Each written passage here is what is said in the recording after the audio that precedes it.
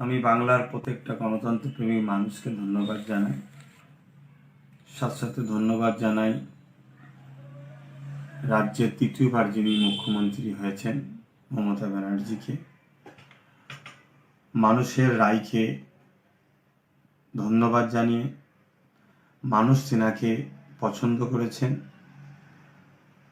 অতএব আমরা চেয়েছিলাম যে এমন একটা বাংলা, যে বাংলায় শিক্ষা, স্বাস্থ্য, কর্মসংস্থান, মানুষ হয়তো আমাদের উপরে বিশ্বাস না করে মমতা ব্যানার্জির উপর বিশ্বাস রেখেছেন, আস্থা রেখেছেন।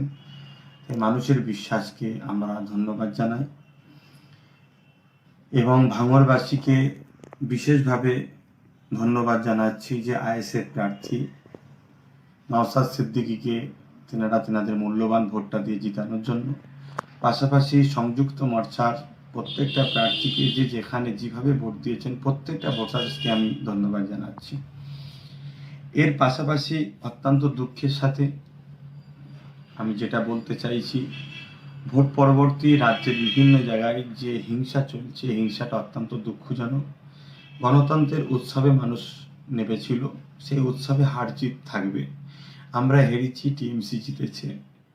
স্বাভাবিক, টিএমসি পার্টিকে মানুষ পছন্দ করেছে, তাই টিএমসি পার্টির প্রত্যেকটা কর্মীদেরকেও আমি ধন্যবাদ জানাচ্ছি যে আপনাদেরকে মানুষ পছন্দ করেছে। নিশ্চয়ই আপনাদের কর্মকাণ্ড তেনাদের ভালো লেগেছে, তাই আপনাদেরও ধন্যবাদ।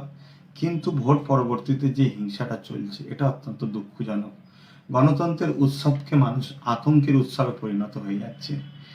আজকে বিভিন্ন জায়গায় জিসিপি দিয়ে ঘর ভাঙা হচ্ছে এবং এই মারপিট হতে হতে দেগঙ্গার বিধানসভাতে কদমগাছিতে হাসানুজ্জামান বলে একজন আইএসএফ এর সমর্থক, তাকে অস্ত্র দিয়ে কুপিয়ে তাকে হত্যা করা হয়েছে নৃশংসভাবে। অত্যন্ত দুঃখজনক। এটা গণতন্ত্রের উৎসবে তার অংশগ্রহণ নেওয়ার জন্য তাকে আজকে মৃত্যুর করে চলে যেতে হলো।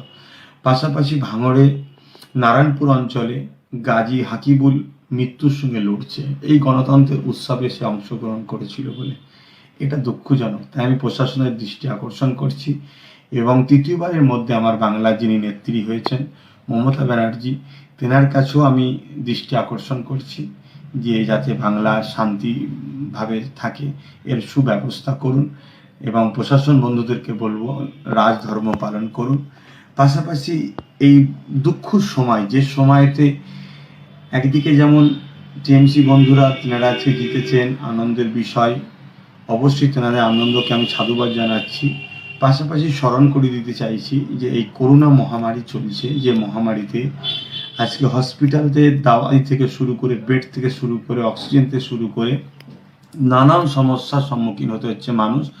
অর্থাৎ এত মানুষের করোনা হচ্ছে যেখানে ঠিকভাবে সমস্ত সুযোগ সুবিধা মানুষ দিয়ে উঠতে পারছে না, মেডিকেল ঠিকভাবে সেগুলো সাপ্লাই দিতে পারছে না, স্বাস্থ্য সেভাবে পরিচালনা ঠিকভাবে করতে পারছে না, রাস্তাতে মৃত্যুর মিছিল চলছে।